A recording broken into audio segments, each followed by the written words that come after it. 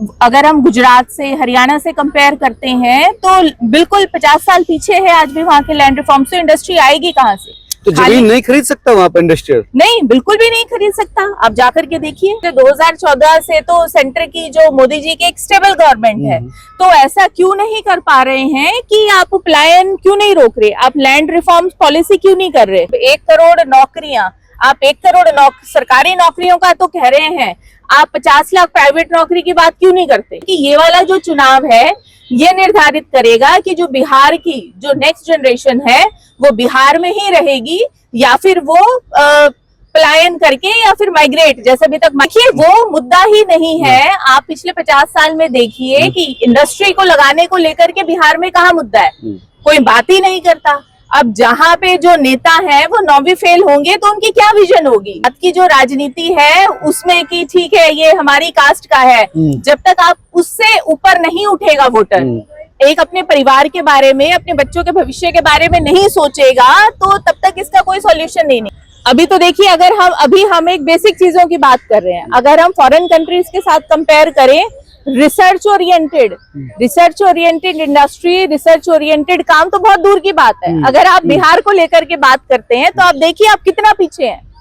अगर आपने YouTube से ही पैसा कमाना है यूथ को और सोशल मीडिया से रील्स बनवा करके पैसा कमाना है, तो स्कूल की, कॉलेज की, इंडस्ट्री की जरूरत क्या है? देखिए, अगर हम बिहार की राजनीति को देखें तो जो बिहार है वो अभी भी जो देश के बाकी राज्य हैं तो उनसे करीबन 40-50 साल अभी भी पीछे है। अच्छा, अगर आप रिमोट एरिया में जाकर के देखते हैं तो वहाँ पे जो राजनीति के मुद्दे हैं वो वही जो एक ट्रेडिशनल क्लासिक मुद्दे हैं। कोई विकास के नाम पर तो सिर्फ एक जुमलों में है अभी तक। और ये जो भी हत्याकांड हुआ प्रत्याशी के जो समर्थक थे को लेकर के, ये एक बिल्कुल कानून व्यवस्था को लेकर के है और इसमें इलेक्शन कमीशन को भी इस चीज पे थोड़ा सा स्ट्रिक्टनेस करनी चाहिए, क्योंकि ये देखिए कि पूर्णतः एक लॉ एंड ऑर्डर का मुद्दा है। और जब एक जो बिहार का चुनाव है वो बिल्कुल जातिगत आधारित है, जाति और धर्म डिवाइडेड कर देता है पूरे बिहार को। बिल्कुल, देखिए जाति और धर्म के आधार पर है, और जब एक ऐसे इतना ज्यादा एक सेंसिटिव माहौल हो तो वहाँ पे लॉ एंड ऑर्डर का सिचुएशन और एक्स्ट्रा फोर्सेस को डिप्लॉय करना चाहिए ताकि ऐसे जो दुर्भाग्यपूर्ण घटनाएं हैं वो ना हो। क्या भी है, एक्शन भी लिया है, कि पुलिस अधिकारी को ट्रांसफर भी किया है, यहाँ तक अनंत सिंह को भी गिरफ्तार कर लिया। लेकिन आपने कहा कि 40-50 साल पीछे है देश के अलग हिस्सों से। वजह क्या है मैडम? एक बड़ी वजह तो पलायन है, क्योंकि वहाँ इंडस्ट्री नहीं है, उद्योग नहीं है, ग्रोथ नहीं है। अगर इंडस्ट्री होगी, ग्रोथ होगी तो इंफ्रास्ट्रक्चर में डेवलपमेंट होगा। सबसे बड़ा सवाल ये है पलायन, और पलायन है रोजगार के अवसर कम। क्यों नहीं कर पा रही सरकार वहाँ पर? देखिए, जब तक आप रोजगार नहीं वहाँ पे पैदा होगा, रोजगार कहाँ से आएगा? जब इंडस्ट्री लगेगी। इंडस्ट्री कहाँ लगेगी? जमीन के ऊपर लगेगी। आज की डेट में बिहार के अंदर ऐसे कोई लैंड की पॉलिसी नहीं है कि जो इंडस्ट्री को सपोर्टिव हो। ना तो इंडस्ट्रियलिस्ट वहाँ पे जमीन खरीद सकते, ना जमीन वहाँ पे आराम से लीज में मिल सकती। अगर आप बाकी स्टेट से कंपेयर करें, लैंड रिफॉर्म्स बिहार के, जमींदारी एक्ट एबॉलिश हुआ उसके बाद से लेकर के अभी तक, अगर हम गुजरात से, हरियाणा से कंपेयर करते हैं तो बिल्कुल 50 साल पीछे है आज भी वहाँ के लैंड रिफॉर्म्स। तो इंडस्ट्री आएगी कहाँ से? तो जमीन नहीं खरीद सकता वहाँ पर इंडस्ट्रियल? नहीं, बिल्कुल भी नहीं खरीद सकता। आप जाकर के देखिए, खाली एक जो फूड प्रोसेसिंग के थोड़े बहुत है, अब जैसे जो पीएमओ से मखाने को लेकर के जो चीजें प्रमोट हो रही हैं, और उसके अलावा क्या है वहाँ पे? कुछ भी नहीं है। अगर आप एक फर्टिलिटी या फिर जो पानी के सोर्स को देखें तो जो बिहार है वो बहुत ज्यादा फर्टाइल लैंड है एग्रीकल्चर को लेकर के भी। पर जब तक कि आप इंडस्ट्री नहीं लाएंगे तो यूथ कहाँ जाएगा नौकरी करने के लिए? और दूसरा, अगर हम ये देखें तो ये जो चुनाव है बिहार का, ये बहुत ही ज्यादा महत्वपूर्ण चुनाव है, क्योंकि ये चुनाव निर्धारित करेगा कि अब जो कमिंग जो जनरेशन है बिहार की, वो बिहार में रहेगी या फिर वो माइग्रेट होकर के जाएंगे। क्योंकि देखिए, जब तक आप रोजगार के अवसर पैदा नहीं करेंगे तो माइग्रेशन होगा ही होगा। और पलायन का मुद्दा अभी से थोड़ी है बिहार में। बिहार में तो पिछले 50 साल से पलायन का मुद्दा है। तो ऐसा एनडीए की भी जो सरकार है वो भी यहाँ पे थी, और पिछले 2014 से तो सेंटर की जो मोदी जी की एक स्टेबल गवर्नमेंट है, तो ऐसा क्यों नहीं कर पा रहे हैं कि आप पलायन क्यों नहीं रोक रहे, आप लैंड रिफॉर्म्स पॉलिसी क्यों नहीं कर रहे? वजह यही है कि पलायन इससे जुड़ा है कि अगर इंडस्ट्री वहां पर होगी, रोजगार होगा, तो घर क्यों छोड़ेगा कोई व्यक्ति? देखिए, अगर अभी आप एक आंकड़ा देखें तो जो बिहार में का जो वोटर है लगभग 7.5 करोड़ वोटर है बिहार में। अब 7.5 करोड़ वोटर में से जो अभी इलेक्शन कमीशन ने जो स्पेशल वोटर लिस्ट को सर की उसमें जो वेरीफाई किया, तो करीबन वहां पे 65 लाख फर्जी वोटर्स निकले जिन्हें की वोटिंग लिस्ट से हटा दिया गया। तो अब इसमें देखिए कि जब आंकड़ों के साथ इतनी बड़ी छेड़छाड़, और दूसरा क्या है कि जो ब्यूरोक्रेट्स है, ब्यूरोक्रेट्स हो गए, ब्यूरोक्रेट्स तो आपकी पॉलिसी तब तक नहीं बना सकते ना कि जब तक आपके जो आपके प्रतिनिधि हैं वो निर्णय लें। अगर अब आप लालू की पार्टी में देखिए कि उनके बेटे के ऊपर लेबल लगा हुआ है 9वीं फेल, तो जब ऐसे परिवार जो मुख्यमंत्री, उप मुख्यमंत्री और जो सत्ता की रेस में है, अगर 9वीं फेल होगा तो आप उससे क्या अपेक्षा कर सकते हैं। तो अभी जो सबसे बड़ी जो जरूरत है कि भाई जो जनप्रतिनिधि हो वो वैसे हो जो पढ़े लिखे हो, जो जन भावनाओं को समझते हो और जिनको वाकई में बिहार से मतलब हो। नहीं, वो 9वीं फेल जो तेजस्वी है वो कह रहा है कि मैं हर घर को एक सरकारी नौकरी दूंगा, बड़े वादे उसकी तरफ से किए भी गए हैं। देखिए, आप हर घर को सरकारी नौकरी देंगे तो पैसा कहाँ से लाएंगे? बिहार कितने घाटे में चल रहा है। और जो दूसरा एक अभी फ्रीबीज को लेकर के जो चीजें चल रही हैं, तो यहाँ पे इलेक्शन कमीशन को भी ऐसे कुछ इंसेंटिव उठाने चाहिए कि भाई कोई भी पार्टी है वो टैक्स पेयर के मनी से फ्रीबीज ऑफर नहीं करेगी। अगर आपको चुनाव में फ्रीबीज ऑफर करनी है तो आप अपने पार्टी फंड से कीजिए ना, आप टैक्स पेयर के पैसे से कहां से करें। और वो भी जब ऑलरेडी बिहार कितने बड़े घाटे में है, हर बार उसको सरकार से पैकेजेस या बेल आउट कुछ पैकेजेस चाहिए होते हैं। तो आप ये जो है ये सिर्फ चुनावी जुमले हैं। अब 1 करोड़ नौकरियां, आप 1 करोड़ सरकारी नौकरियों का तो कह रहे हैं, आप 50 लाख प्राइवेट नौकरी की बात क्यों नहीं करते?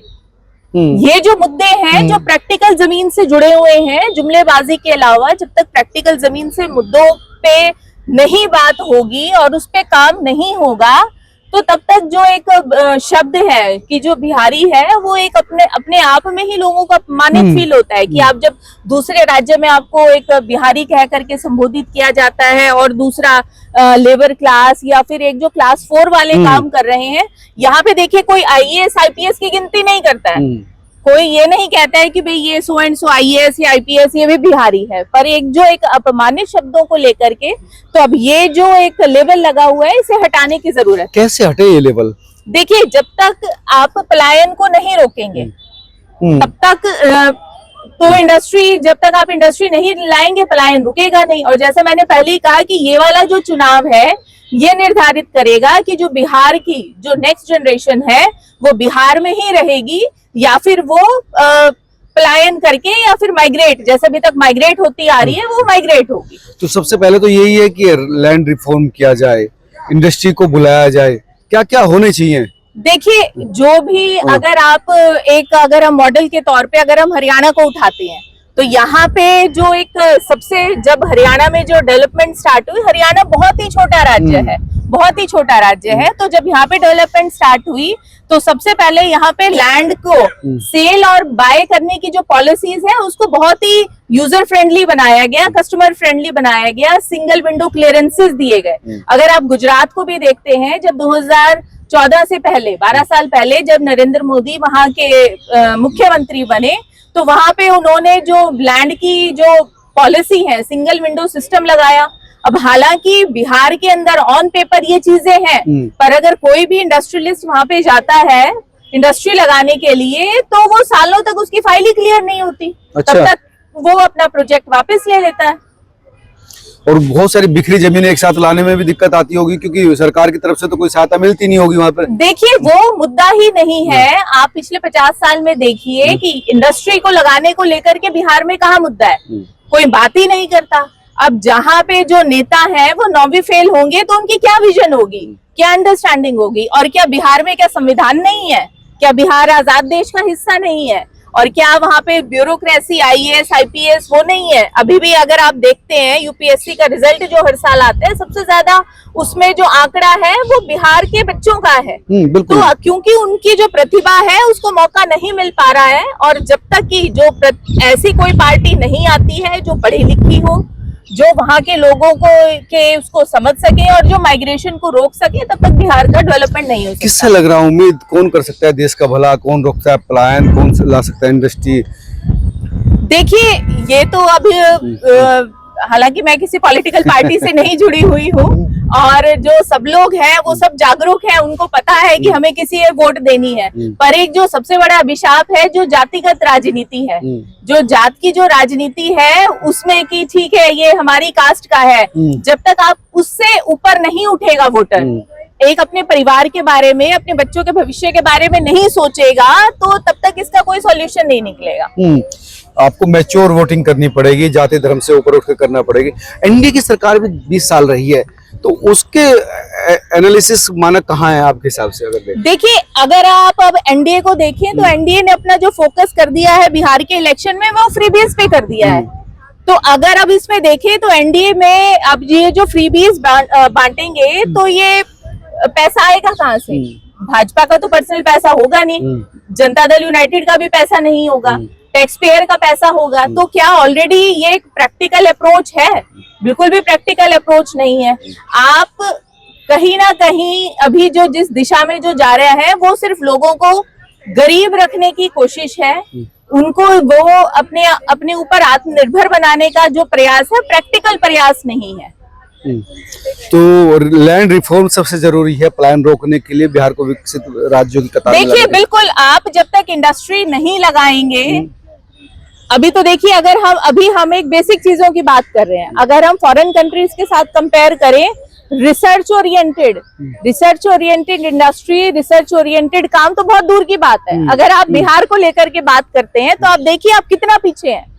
तो ये जो चीजें हैं, यहाँ से आपको चीजों को पकड़ना होगा कि एक तरफ तो एआई के उसमें जमाना जा रहा है, अमेज़न जैसी जो बड़ी बड़ी जो कंपनीज हैं वो 14-14 हजार अपने एम्प्लॉयज को एक बार में ले ऑफ कर रहे हैं, और दूसरा एक बिहार जैसी जगह है कि जो अभी भी एक बेसिक चीज है उसके लिए स्ट्रगल कर रही है। तो जो जवाब है वो अपने आप सामने है।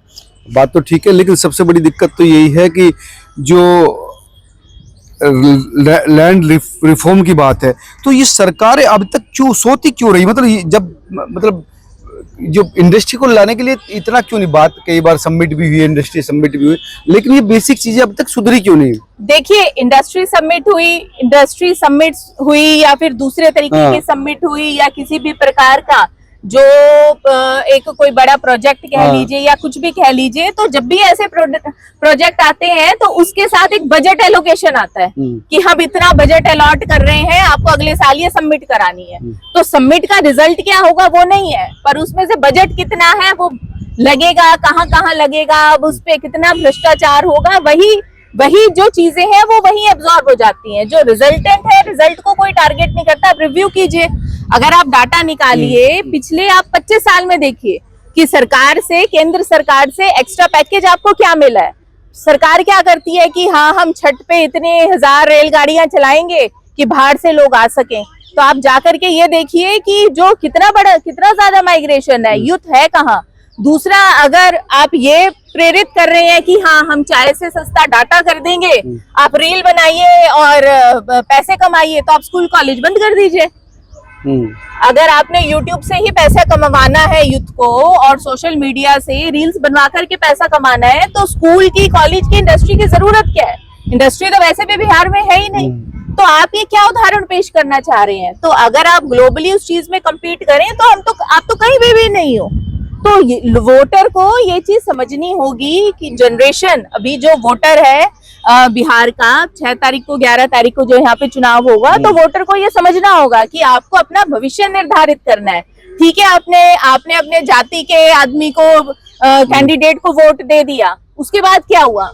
वो तो खरबोपति बन गया, उसके बच्चे तो बाहर हार्वर्ड में पढ़ रहे हैं। आपका क्या हाल है? आप अपना देखिए ना। आप तो अभी भी वही, जब छठ पे आएंगे तो ट्रेन में लटक करके आएंगे, आपको वहां पे भी कंफर्म टिकट नहीं मिलेगी। तो जो चीजें हैं वो सामने है, अब जो निर्णय है वो वोटर ने लेना है। धन्यवाद। तो ये थी सुप्रीम कोर्ट की सीनियर एडवोकेट रीना जी, जिनका कहना था कि जब तक लैंड रिफॉर्म नहीं होगा, इंडस्ट्री बिहार में नहीं आएगी, तब तक बिहार का भला नहीं हो सकता, और इसलिए चाहिए कि पॉलिसी पैरालिसिस की स्थिति बंद किया जाए और लैंड रिफॉर्म पर ध्यान दिया जाए। आप तमाम लोग क्या सोचते हैं जरूर बताएं। नमस्कार।